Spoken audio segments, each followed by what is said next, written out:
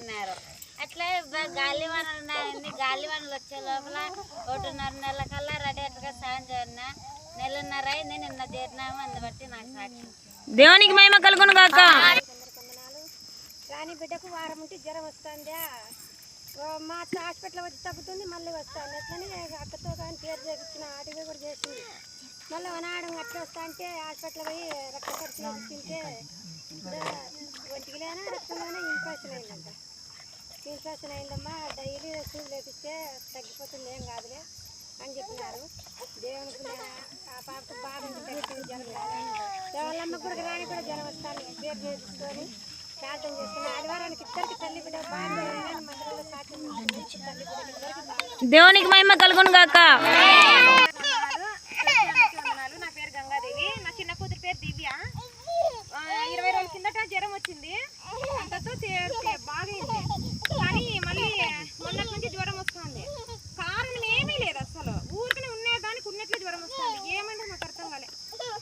ఇంతటితో నా కూతురికి జ్వరం రాకుండా నిన్న హాస్పిటల్ వేసినాం. ఇంతటితో నా కూతురు జ్వరం రాకుండా బాగుంటే ఆదివారం సాక్ష్యం ఇస్తాను తండ్రి అని చెప్పి ప్రార్థన చేసుకున్నా. ప్రార్థన చేసుకుని మళ్ళీ నైట్ 12 గంటలకు స్టార్ట్ అయింది. నాకు దిక్కు తెలియదు నాయన, నాలో ఏమైనా తప్పులు ఉన్నాయేమో ప్రభా, తెలుసో తెలియక నేను ఏమో చేస్తుంటే నన్ను క్షమించిన ఆయన. చిన్న బిడ్డ తండ్రి, ఈ బిడ్డ చిన్న చిన్న విషయాలు కూడా ఏది ఓర్చుకోదు వీళ్ళ ఒళ్ళు. మేమేమి చేయలేం ప్రభా, చేసిన తప్పులు ఏమైనా ఉంటే క్షమించి ఈ బిడ్డకి ఇంతటితో జ్వరం రాకుండా సహాయం చేయమని ప్రార్థించుకున్నా. అప్పటి నుంచి ఇంతవరకు జ్వరం అయితే రాలేదు. అందుని బట్టి సాక్ష్యం వస్తుంది. దేవునికి మహిమ కలుగును గాక. ఇక్కడ వచ్చిన మొన్న వారం నేను అంత ముందు వారము మా పాపకి సూర్యేషన్ అని చెప్పాను కదా, జ్వరం వచ్చిందని. 10 మంది ఇంటికి పోయినా. ఇంటికి పోతే కాలు ముడసడంలా నొప్పికే బాత్రూమ్ వస్తుందంటమ్మా, కియా కియా అంటది. కూర్చోబెడితేనేమో కూర్చోదు, మళ్ళీ అట్టే ఏడుస్తుంది. ఇంకా నేనైతే భయపడినా. మా సూర్యు నెల తెప్పించేసినాను కదా, అందుకేమో నా పిల్లలకి బిడ్డ అవుతుందేమోనని సూర్యేసిన ప్రసన్నక్క ఇంటికి పోయినా. ఇంకా ఏమైనా అవుతుందేమంటే ఏం కాదులే, ఒకవేళ సూర్యేసిన కాడ ఎర్రగా అయినా గడ్డ కట్టినా ప్రాబ్లం అవుతుంది, ఇదేం కాదు. ఇంకా వచ్చే సాయంత్రం మళ్ళీ ప్రేర్ చేసుకున్నా. కన్నీటి ప్రార్థన చేసుకుంటే ఆ రోజు కంటే మరుసటి రోజు బాగా నడుస్తుంది కొంచెం కొంచెం. అందుకు దేవుడికి నీకు సాక్ష్యం చెప్పుకుంటాను అనుకున్నాను.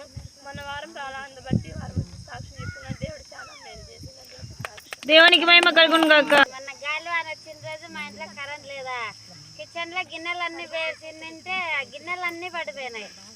ముగ్గురం కూర్చొని ఏడ్చుకుంటా కూర్చున్నాము. భయపడిపోయినా చాలా. మా ఆయన లేడు, వాకిలు వేసుకున్నామా, ఎట్లా చేయమంతా గాలి లేచింది, కరెంటు లేదు, లైట్ వస్తుంది పోతుంది.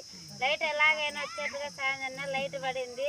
ఈ బిల్లుని జ్వరం వేసుకుని అదో జ్వరం, అందుబట్టి తగ్గిపోయింది. అందుబట్టి దేవునికి మహిమ. అమ్మగారికి అయ్యగారికి వందనాలు, ఇక్కడ వాళ్ళకి అందరికీ వందనాలు. నిన్న వారం నా కూతురుది పుట్టినరోజు అయింది. అంతకుముందు చిన్నది ఒక రవ్వ అట్లా ఎంగు సురుగులు వేసినది. ఒక్కరోజు ప్రార్థన చేసుకున్నాను, ఎదురుతో కానీ పోయలేదు, మానిపోయింది. సాక్షి చెప్తా అనుకున్నాను, మర్చిపోయినా. నేను వేరే సాక్ష్యం చెప్పినాను కానీ ఆ సాక్ష్యం చెప్పలేదు. మళ్ళీ వారానికల్లా నాకు, మా ఆయనకి, మా మామకి, మా పాప మహానికి, నా కొడుక్కి అందరికీ లేచినాయి.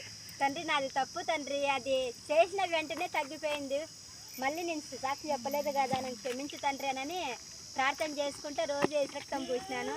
మొన్న అందరికీ తగ్గిపోయినాయి. దేవునికి మహిమ కలుగును గాక.